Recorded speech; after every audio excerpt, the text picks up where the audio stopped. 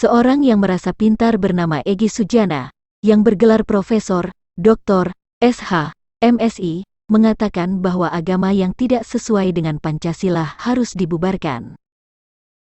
Agama yang tidak sesuai dengan Pancasila yang dimaksud adalah agama yang tidak memiliki konsep ketuhanan yang Maha Esa. Berikut cuplikan videonya. Tidak ada ajaran selain Islam yang sesuai dengan Pancasila.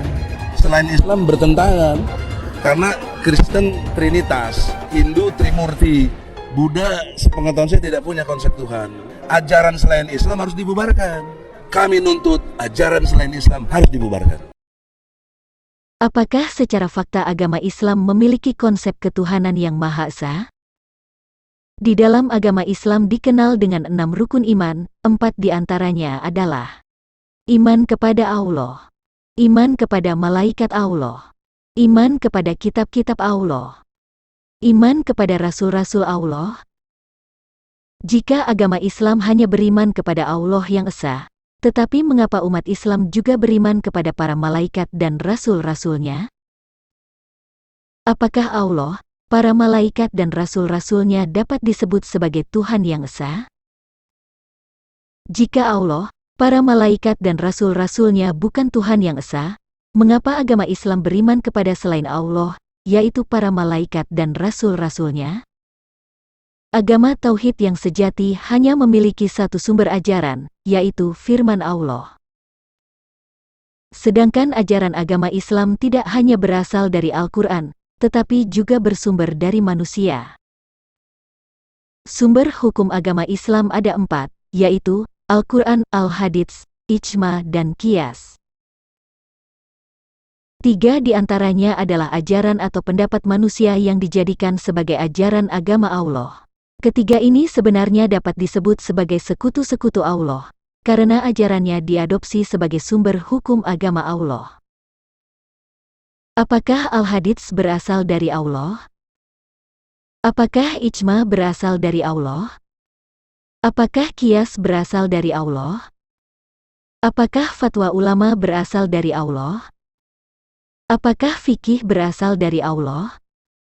Jika Al-Hadits, Ijma, Qiyas, fatwa ulama, fikih, bukan wahyu dari Allah, tetapi dijadikan sebagai dasar hukum agama Allah, bukankah agama Islam telah menjadikan pembuat kitab-kitab ini sebagai sekutu-sekutu Allah? Sebuah ayat hadits berkata, "Semua umatku pasti akan masuk surga kecuali orang yang enggan." Para sahabat bertanya, "Ya Rasulullah, siapakah orang yang enggan itu?" Beliau menjawab, "Barang siapa mentaatiku pasti masuk surga, dan barang siapa mendurhakaiku maka dialah orang yang enggan." Hadis riwayat Al-Bukhari nomor 6851, dari Abu Hurairah radhiyallahu anhu. Apakah sorga itu milik Muhammad sehingga jika umat Islam taat kepadanya pasti masuk sorga? Hadis tersebut telah memposisikan Muhammad setara dengan Allah. Demikian juga dengan pernyataan beberapa ayat-ayat Al-Quran yang bermakna jika Muhammad disamakan dengan Allah itu sendiri.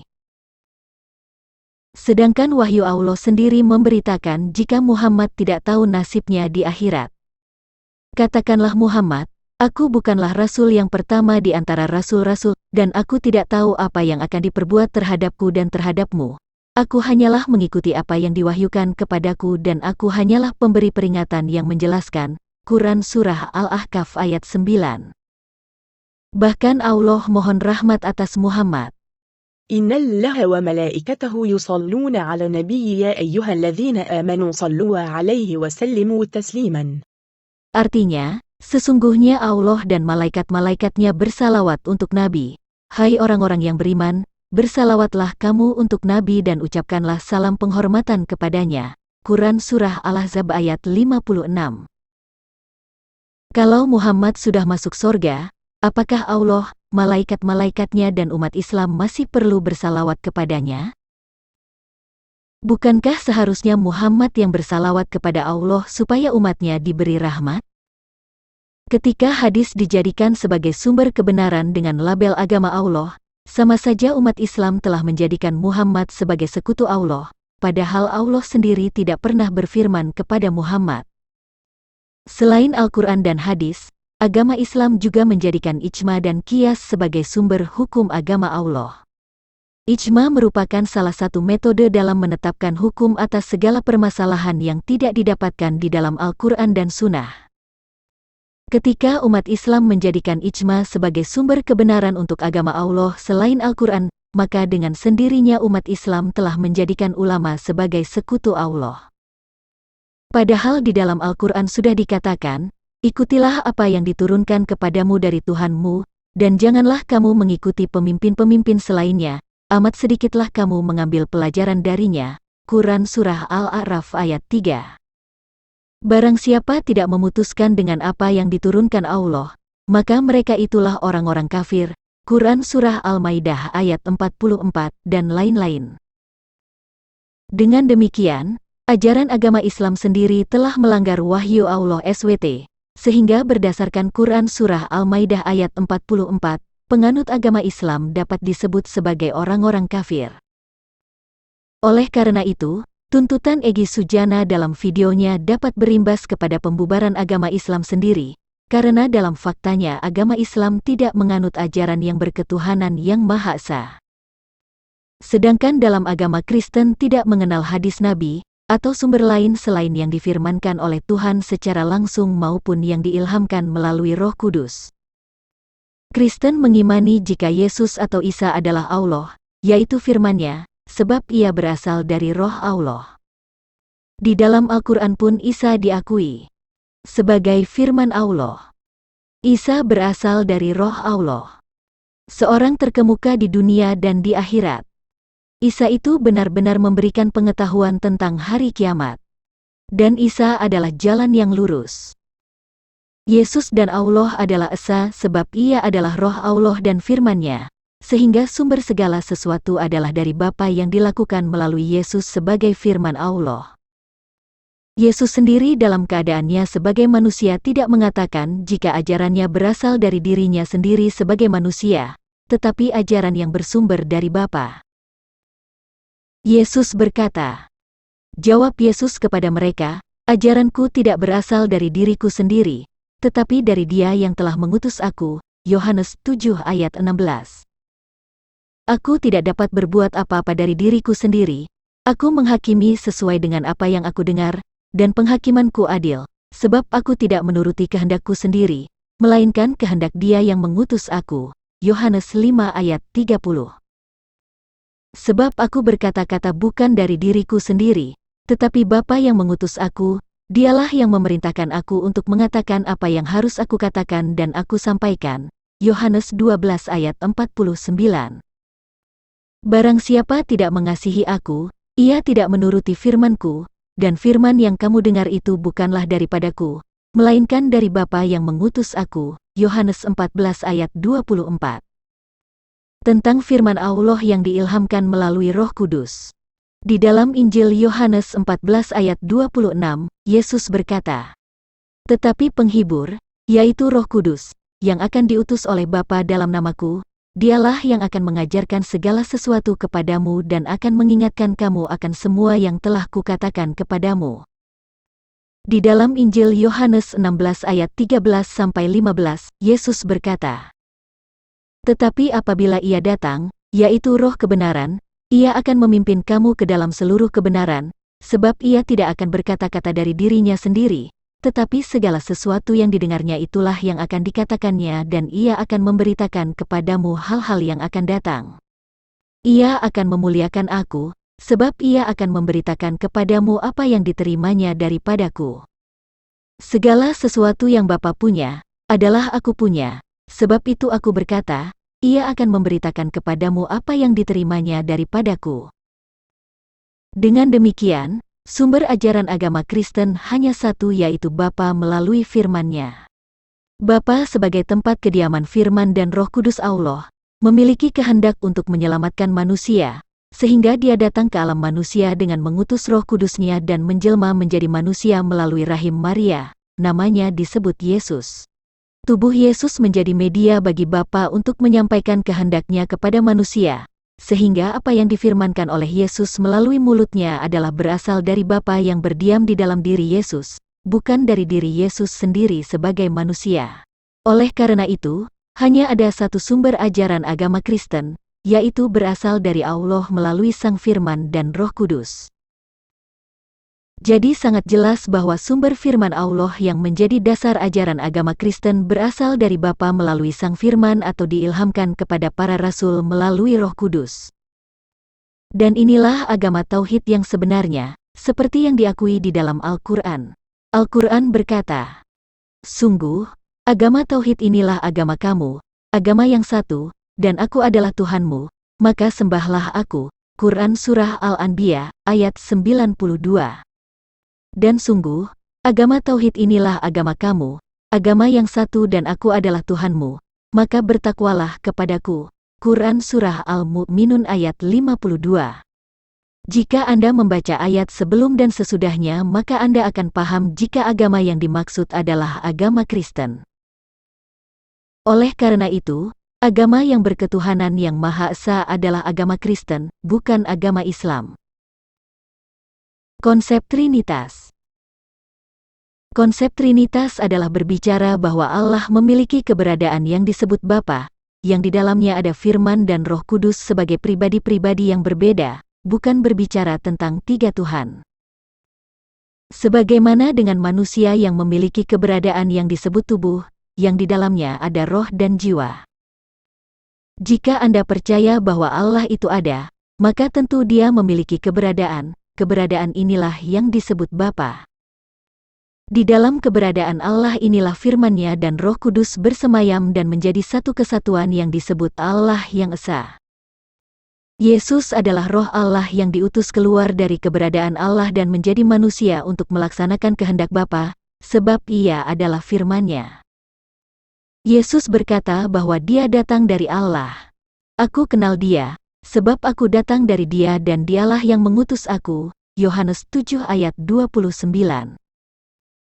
Kata Yesus kepada mereka, "Jikalau Allah adalah Bapamu, kamu akan mengasihi aku, sebab aku keluar dan datang dari Allah, dan aku datang bukan atas kehendakku sendiri, melainkan Dialah yang mengutus aku."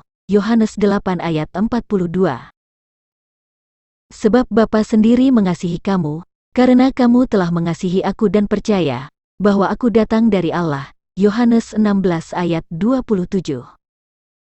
Aku datang dari Bapa dan aku datang ke dalam dunia, aku meninggalkan dunia pula dan pergi kepada Bapa. Yohanes 16 ayat 28. Yesus mengakui jika Ia adalah Allah.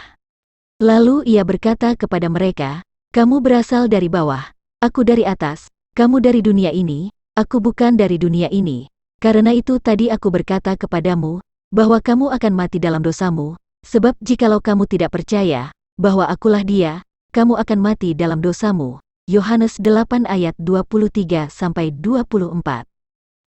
Yesus adalah Roh Allah yang diutus ke dunia, Ia bukan dari benih manusia, dengan demikian Ia adalah manusia jelmaan dari Roh Allah. Di dalam Al-Quran pun diakui jika Allah dan Isa adalah Tuhan yang Esa. Isa menurut surah An-Nisa ayat 171. يا أهل الكتاب لا تغلوا في دينكم ولا تقولوا على الله إلا الحق. Artinya, wahai ahli kitab, janganlah kamu melampaui batas dalam agamamu, dan janganlah kamu mengatakan terhadap Allah kecuali yang benar. Kalimat pertama ini ditujukan kepada ahli Taurat Yahudi atau orang Farisi yang tidak percaya jika Isa adalah Roh Allah dan firman-Nya. Ayat ini tidak ditujukan kepada umat Kristen yang sejak awal percaya jika Yesus adalah firman Allah yang berasal dari Roh Kudus Allah, yang dikandung dan dilahirkan oleh Maria. إنما المسيح عيسى ابن مريم رسول الله وكلمته ألقاها إلى مريم وروح منه. Wa kalimatuhu artinya, dan kalimatnya. Waruhun minhu artinya, dan roh darinya. Sehingga artinya adalah, sesungguhnya Al-Masih Isa putra Maryam itu, adalah utusan Allah dan kalimatnya yang disampaikannya kepada Maryam, dan roh darinya. Ada tiga yang terlihat di ayat ini, yaitu Allah, kalimatnya dan rohnya yang menjelma menjadi manusia yang diberi nama Isa. Kalimat Allah dan roh Allah yang berasal dari Allah tentu adalah bagian dari Allah sebagai satu kesatuan. Keberadaan kalimat Allah dan roh dari Allah disebut hakikat Allah, di dalam iman Kristen disebut Bapa. Bagaimana pernyataan ayat ini tentang yang tiga tersebut? ولا تقولوا ثلاثة انتهوا خيرا لكم إنما الله إله واحد. Dan janganlah kamu mengatakan tiga, berhentilah dari ucapan itu lebih baik bagimu, sesungguhnya, Allah ilah yang Maha Esa. Tiga yang dimaksud adalah, Allah, kalimatnya, dan rohnya. Artinya, berhentilah mengatakan Allah kalimatnya dan rohnya sebagai tiga Tuhan, sebab ketiganya adalah satu kesatuan, yaitu Tuhan yang Maha Esa. Dengan demikian kalimat ini memerintahkan supaya berhenti mengatakan Allah kalimatnya dan rohnya sebagai tiga Tuhan, sebab ketiganya adalah satu kesatuan, yaitu Tuhan yang Maha Esa. Karena Isa Al-Masih adalah roh Allah yang menjelma menjadi manusia dan ia adalah kalimatnya, maka Allah dan Al-Masih adalah Tuhan yang Maha Esa. Dari sini jelas jika Isa Al-Masih bukan sosok lain yang dipersekutukan dengan Allah, tetapi karena ia adalah roh Allah yang menjadi manusia dan ia adalah kalimatnya. Isa menurut surah An-Nisa, ayat 172. Al-Quran berkata, Al-Masih sama sekali tidak enggan menjadi hamba Allah, dan begitu pula para malaikat yang terdekat kepada Allah, dan barang siapa enggan menyembahnya dan menyombongkan diri, maka Allah akan mengumpulkan mereka semua kepadanya. Ada dua informasi penting yang terkandung di ayat ini, yaitu, Al-Masih sama sekali tidak enggan menjadi hamba Allah, dan barang siapa enggan menyembahnya dan menyombongkan diri. Pertama, Al-Masih disebut sama sekali tidak enggan menjadi hamba Allah adalah karena sesungguhnya Al-Masih itu adalah roh Allah dan kalimat Allah yang nuzul ke bumi dan menjadi seorang manusia melalui perawan Maryam. Kedua, dan barang siapa enggan menyembahnya dan menyombongkan diri, kata menyembahnya di ayat ini adalah, menyembah pribadi yang diberitakan di ayat ini, yaitu Isa Al-Masih, sebab Isa adalah kalimat Allah dan roh Allah yang nuzul menjadi manusia. Tentang yang menyombongkan diri pada ayat ini dijelaskan di ayat 173 kalimat kedua. Jika Quran Surah An-Nisa ayat 171 memberitakan keesaan antara Allah dan Isa, maka ayat 172 memberitakan jika Isa adalah roh Allah yang tidak enggan menjadi seorang hamba Allah, dan supaya tidak enggan untuk menyembah Isa dan menyombongkan diri.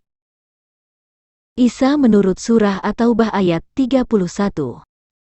Mereka menjadikan orang-orang alim, dan rahib-rahibnya sebagai Tuhan selain Allah dan Al-Masih putra Maryam, padahal mereka hanya disuruh menyembah Tuhan yang Maha Esa, tidak ada Tuhan selain Dia, Maha Suci Dia dari apa yang mereka persekutukan.